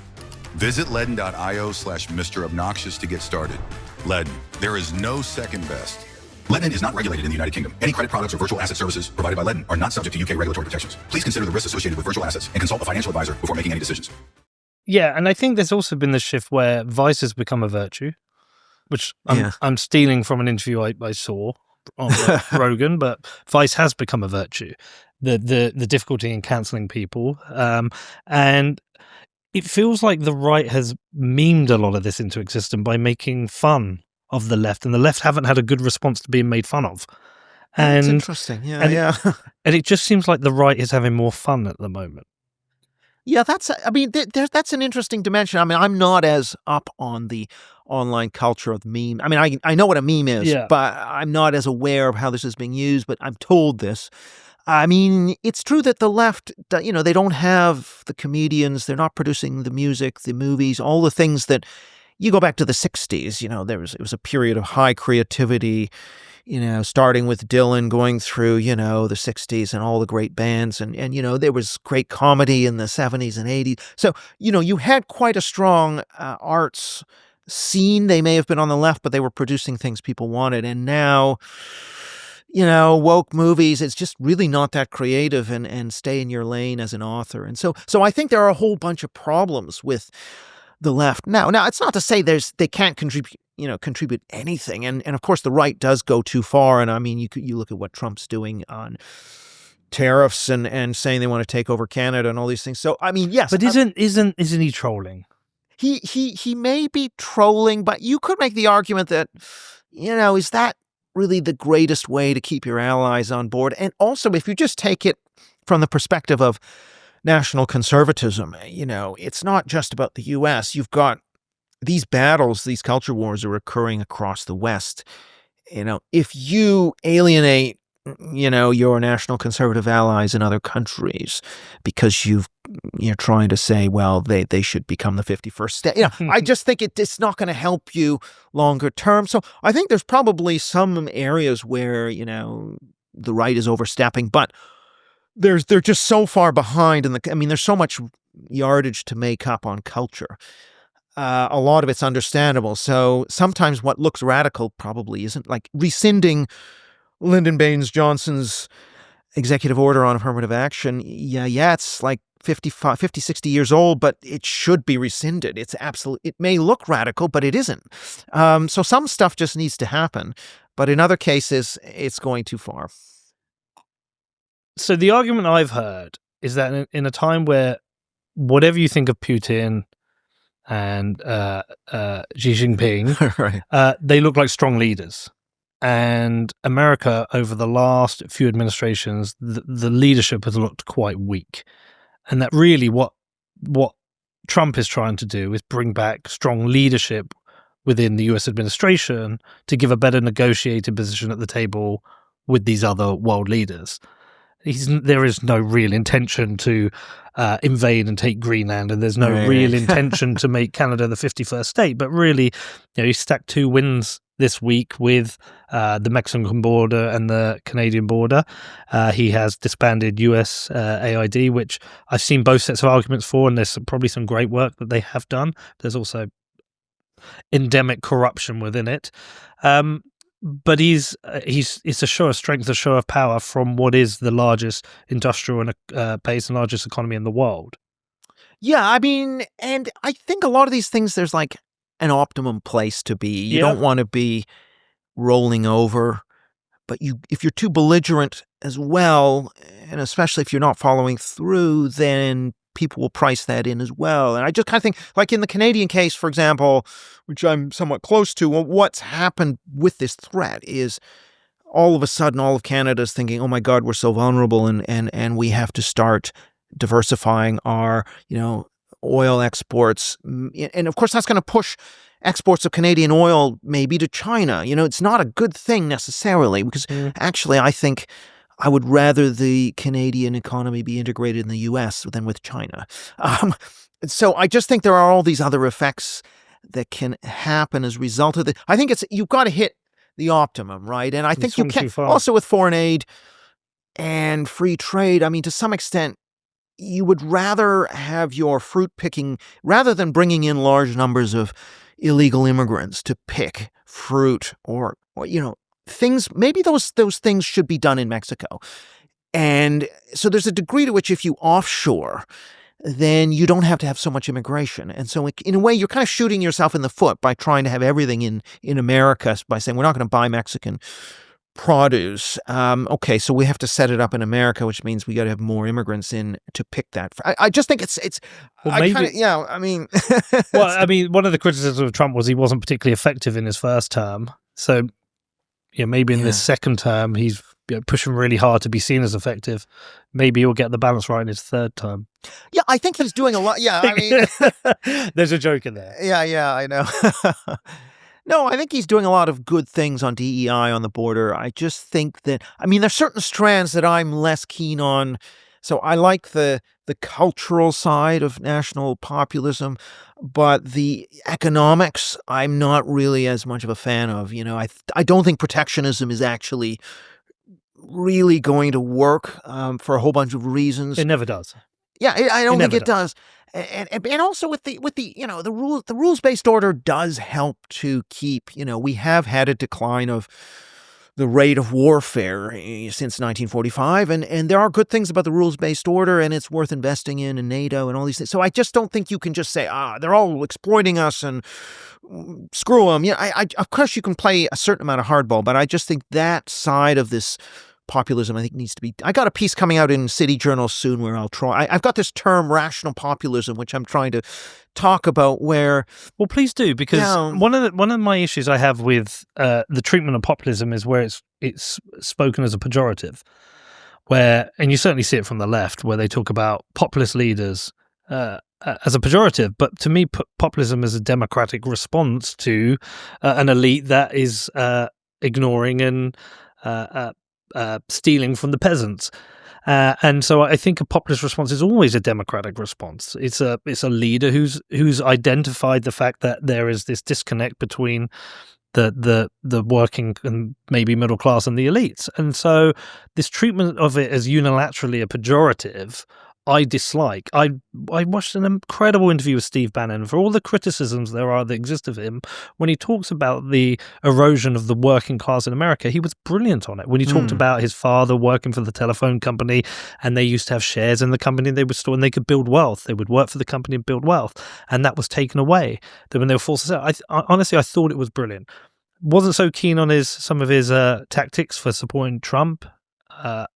Just to be clear for anyone who's listening, but again, I personally myself, I'm very interested in populism as an idea. I don't like this massive wealth gap we've had. I don't like this intellectual legal gap we have, where the elites can control people through suppression of speech or the weaponization of the courts.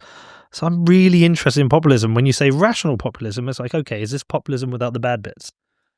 Well, now, first of all, I want to say I agree with almost everything you said there, in the sense that populism, historically, when you get an elite where there are two flavors of the same opinion, or and we know from political science studies that elites tend to get their preferences, and and even when you have different parties, one on the right, one on the left, elites tend to lean towards being liberal on cultural things and right-wing on economics. So they want free markets, but they want social liberalism, and, even a bit of wokery is congenial, and large-scale immigration is also congenial to their sensibilities. On balance, because you can't totally generalize.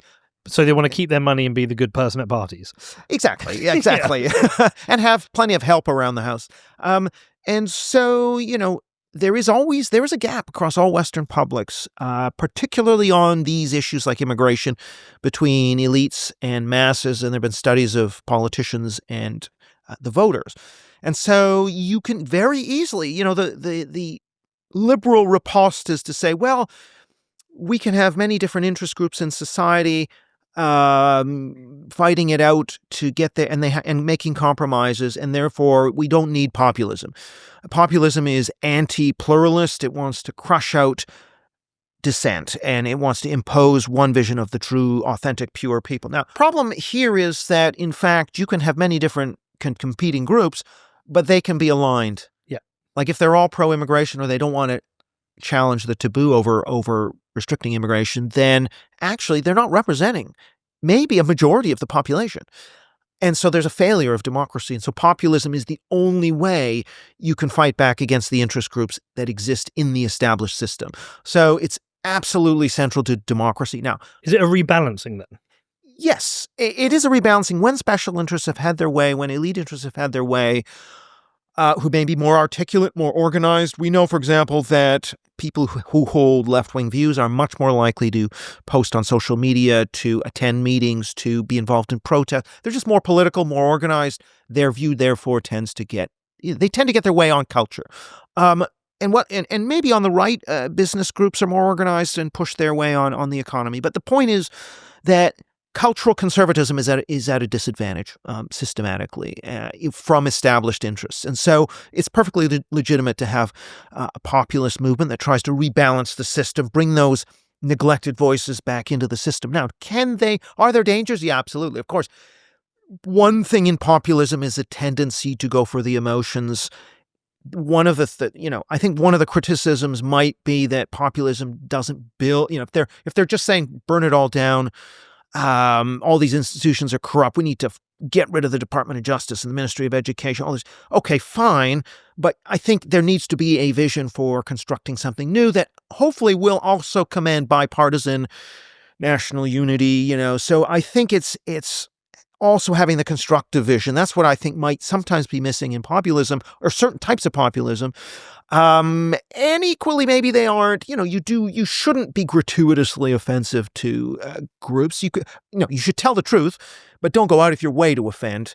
You don't want, and so sometimes, Matteo Salvini, what he might say really nasty things about African immigrants. I mean, this is something that you wouldn't want to see. You do want to have some boundaries. Another example, might be George Wallace in the U.S., who was a Southern segregationist populist, and, segregation today, segregation forever. Though it's fair enough for parties to try and sideline those views because, that makes sense. But to sideline someone who says, should Sweden be just having so many immigrants? I disagree with sidelining the Sweden Democrats or the AFD, who just want to make a point that is a legitimate point. And so these are not always black and white. I think that you have to use your common sense. In some cases, certain populists, if you had a populist party that was about segregation, it's absolutely fine to try and sideline them. However, in another case where it's a perfectly legitimate point of view, it's not okay to sideline them. And so the problem that you see from the liberal elite was they wanted to take this strategy of sidelining populists and just use it against anybody who they didn't hold their cultural views. And that's so, yeah. But populism is a threat to their own control. Control. Well, so for example, I think there's kind of an acceptance at the moment in the UK. We have a uniparty. We have a left of centre party in Parliament, and the opposition is a right of centre party. But there's very little difference. They're both high tax, high surveillance, parties that haven't done anything to protect the civil liberties. And so you get a slightly different flavour of the same government from either. But Reform is the threat. Reform is the growing threat. They just took the lead in a poll yesterday from YouGov and Sky News. And either party, whether it's elected MPs or even the kind of media lovies, whether it's the Rest is Politics guys or the BBC, will always refer to Farage as a populist or his party as a populist party. But they say it in a way like it is a pejorative because they are the threat. They won't. They argue less on policy, more on personality. It's its own version of identity politics between the populist and the incumbent uniparty. Yeah, I mean, I think to the extent they're attacking the man rather than the ball, they're trying to sort of stick a label on called populist so that they don't actually have to deal with the arguments. That's intellectually dishonest. Now, it's fair enough to say, okay, outsider parties or people who represent groups that are outsiders, you can call that populist. The academic in me says, sure, he's a populist, fine. But what I would say is there's nothing, what's so bad about a populist? In fact, populism is necessary. Now, sometimes you, of course, can have extremist populists who are a threat to minority rights and maybe in, I don't know, maybe in Pakistan, I mean, in South Africa, you do have these parties that are nuts in a way. But but you get extreme left parties and extreme conservative parties as well. So but people will talk about, Corbyn or Sanders also as being populist. I think that's fair enough. At least the academics will accept there's left-wing and right-wing populism. Chavez is a left-wing populist, for example. But I think the question about Britain, what's interesting now, of course, is with reform and the rise of reform, is they've got some real issues. I think the Tories actually are more split and are in transition. So they are in transition from a solidly wet, culturally liberal party to a split party where some of them want like a generic and some minority probably want them to move towards reform. Kemi is somewhere in the middle. Her instinct on culture wars is sounder than her instinct on immigration.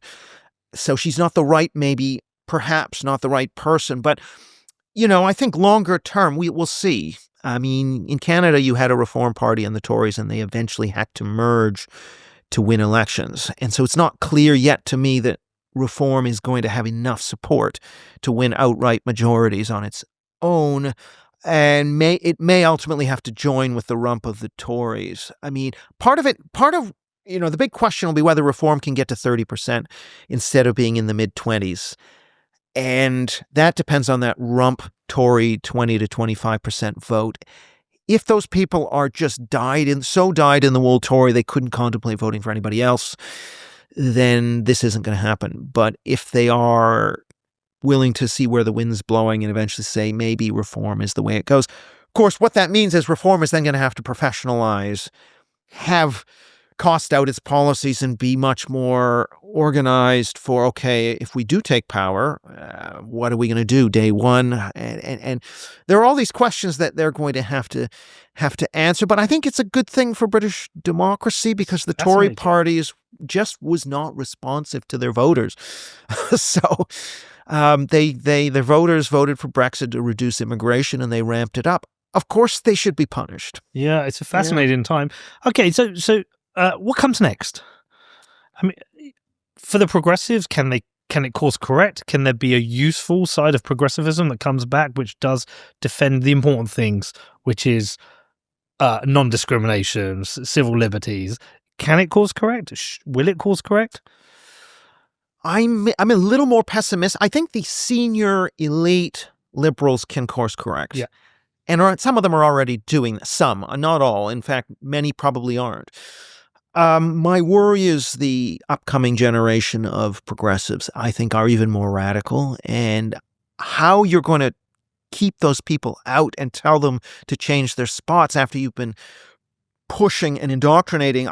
Which generation are we talking about here? Like Gen Z millennials, younger millennials. I mean, those people who are all in on Black Lives Matter and all in on rainbow lanyards, and are those people going to be told, well, no, sorry, those were things from yesterday, don't believe in those anymore? See, the problem I have is I don't think that the core of what it means to be on the left has changed. It's still revolving around race, gender, and sexuality. In my book, I talk about the mid-'60s anti-racism taboo, which is unbounded and has led to, it's just expanded and expanded and expanded. What is racism has just expanded. So going hiking is racist. But the problem is this is still the center of what it means to be on the left. It's not like we've gone back to class and the working class. No. So as long as those symbols are the most sacred ones that you can be canceled for within the movement, they're never going to change. And I don't see how they get out of that cul-de-sac of the sacred values and the taboos and this bundle of identity stuff, which is what motivates their activists. And of course, they're more and more on, in higher a university-educated elite movement. It's not a movement of workers. It's drifted away from the working class. So how they get back to that, I don't know. And so I just don't see that. I'm a bit pessimistic there, but I do think where I am more optimistic is I think the right there's kind of a marriage of the old classical liberal center and the national conservative right. They agree on a lot of stuff, and you see that in the marriage of the tech bros and people like J.D. Vance and Trump, that there is this coming together of the classical liberal rationalists and the national conservatives. And that, I think, could become another intellectual pole that eventually becomes more influential in the high culture. And all of this, the online space and podcasts is starting now to have a bigger and bigger impact. I read somewhere that like 45% of Canadians under age 30 had seen the interview between Jordan Peterson. Jordan Peterson interviewed Pierre Poilievre, who's the conservative leader. I think it was watched by some huge percentage of Canadians, particularly younger Canadians. Like that would just never have happened in the past. So these online spaces are really now starting to shape opinion and voters. Connor, you watched the Trump interview with Rogan, right? Did you watch the J.D. Vance one? You didn't. I think I may have seen clips. I mean, your generation, I always ask him. This is my son, by the way. I don't know if I mentioned that. Okay. But you consume podcasts and interviews in that format, right? Do you ever put Sky News on, BBC News? No, I wouldn't say so, unless it's in the background. No. So it's quite interesting. Like I said, Rupert Lowe was here this morning. Yeah. I followed him on Twitter, replied to a post. He followed me back. I sent him a message, said, "Do you want to come on the podcast?" Here he is. Yeah. And we did it. And I had the same. I've interviewed Richard Tice. I've interviewed Ben Habib. I've interviewed Nigel Farage. To try and get to the Conservative Party and the Labour Party is very hard. I've had one Labour MP recently. The interviews come out. Mike Tapp, great guy actually, very modern Labour guy. Understands media, understands. Okay. But to trying to get to the, I'm trying so hard. I mean, I want Kemi here. I want to have a chat. Yeah. Will Kemi not come on? Or well, it's just getting to these people and it's getting through their handlers and getting through. I think they have a fear of doing things like this. But I don't think they understand the shift that is happening. Where it's, but this is, I think of this as, and by the way, we have to thank, the likes of Rogan for creating this space, right. For us, this place where you have this open conversation for 2-3 hours. There's nowhere to hide, and you get to make mistakes, and that's okay. It's a bit more real life. But the Reform guys, they're doing the podcasts. Yeah, you will see Tice, you will see Farage, you will see Lee Anderson, you will see. Rupert Lowe on here, Winston Marshall, trigonometry, they're doing them all. Yeah. But the Conservative and Labour Party members aren't really doing it. God, that's really, that's fascinating because I think. But look in America, Trump did it. Yeah. J.D. Vance did it. They did Rogan. They did Theo Von. I can't remember the other ones they did. I mean, I don't know if you saw Trump with Theo Von. It was hilarious. They're brilliant. And you get to see that side of them. Kamala didn't do it. No.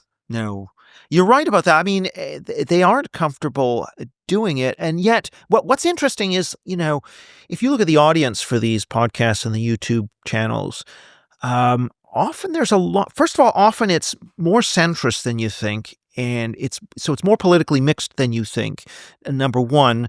And it's often better educated than you think. And so actually, a lot of the ideas coming out of the podcast world, this is not, Alex Jones. These are ideas that are percolating in. So if you take and it happens almost by osmosis. So it might be that somebody who's a centrist substacker like Matthew Iglesias will read a right-wing substacker or follow a right-wing podcast, and those ideas will kind of percolate in towards the edges. And so like a guy like Chris Rufo, for example, you'll get academic papers from centrist academics that will say, of course I hate Rufo, but it's important to listen to what he's saying on this. So actually then what happens is these ideas start to enter the mainstream, not the left, but they will enter the center.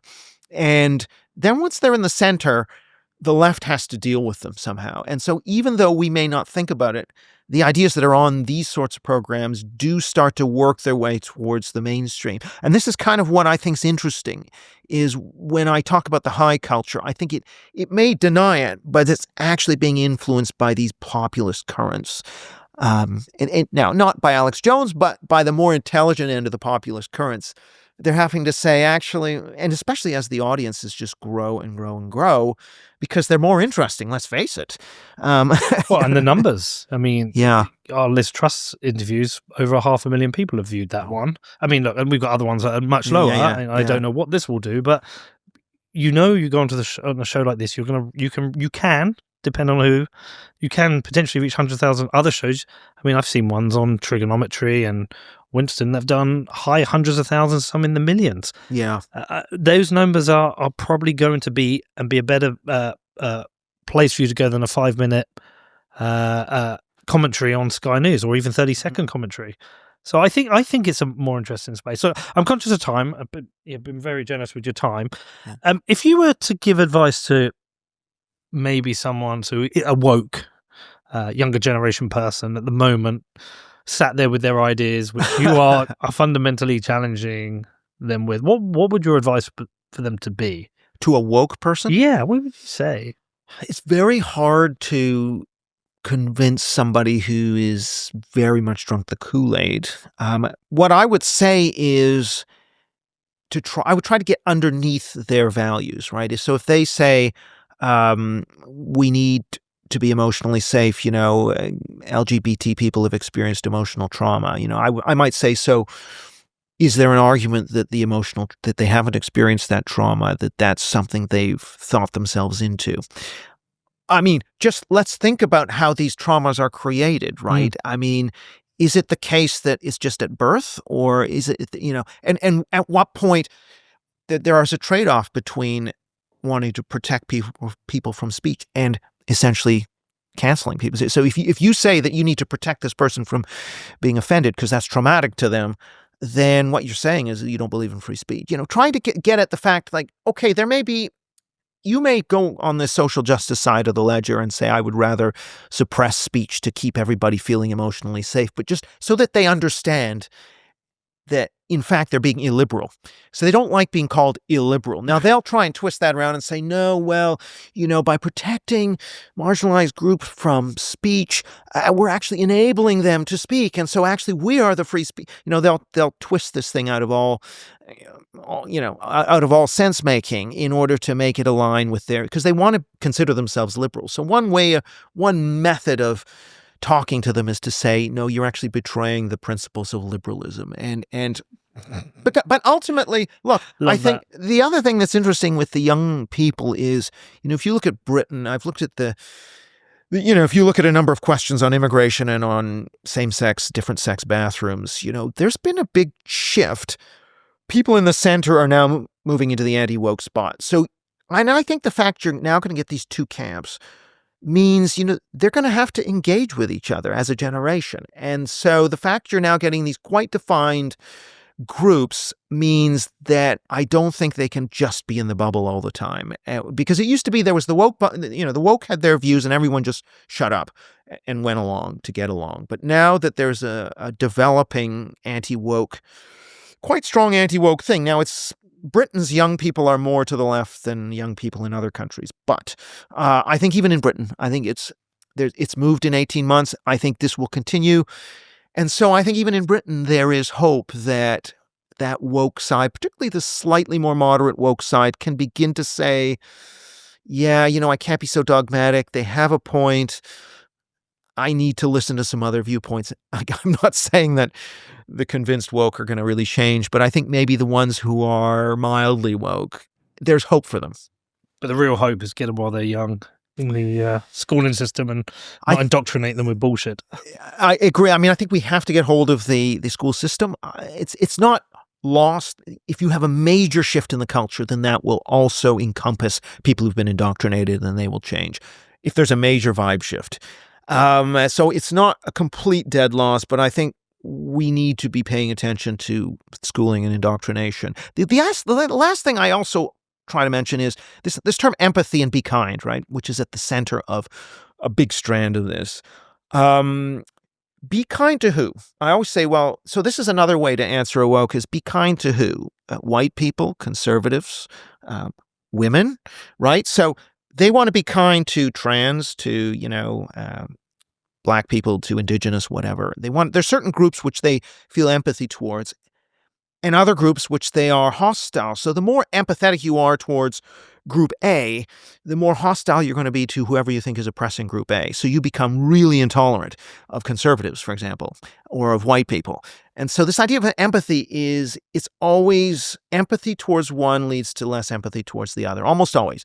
And there's been studies that show this. In fact, people who read about white privilege become less empathetic to white poor people than they were before. And so, and we've seen this time and time again in history. So empathy is actually no guide to morality. It's all about who you're empathizing towards and who you are hostile towards.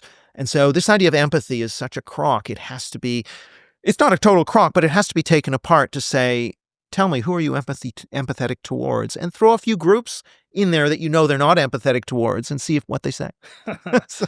Well, listen, look, great to meet you.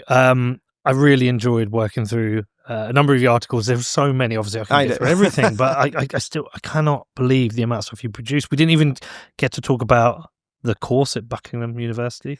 Right, which I should have talked about because I hope people take it. We'll say what the course is, and then I think we should get you back one day. Has the course started? Yeah, it's you can sign up anytime. It's my pinned tweet. It's a 15-week open online course on woke, the only one going. And so yeah, I encourage people to sign up. It's low cost and this is again partly universities should be teaching this. Yeah. We study communism and fascism and nationalism and all the other ideologies. This is an ideology that is so powerful. Absolutely, we need to be studying it, but of course academics find that too uncomfortable, and that's one of the reasons just one example of how academia is failing is it's just not studying things that it finds ideologically uncomfortable. Well, look, we could have talked for hours. I think maybe come back one day and we'll talk about the course itself. But yeah, loved your writing. I'm going to continue to read it, especially the stuff on Unheard, because I'm a regular reader of theirs anyway. Keep doing your thing. I appreciate your time. Thank you. Thanks so much for having me. It's been a pleasure. Yeah, thank you to everyone for listening. See you soon.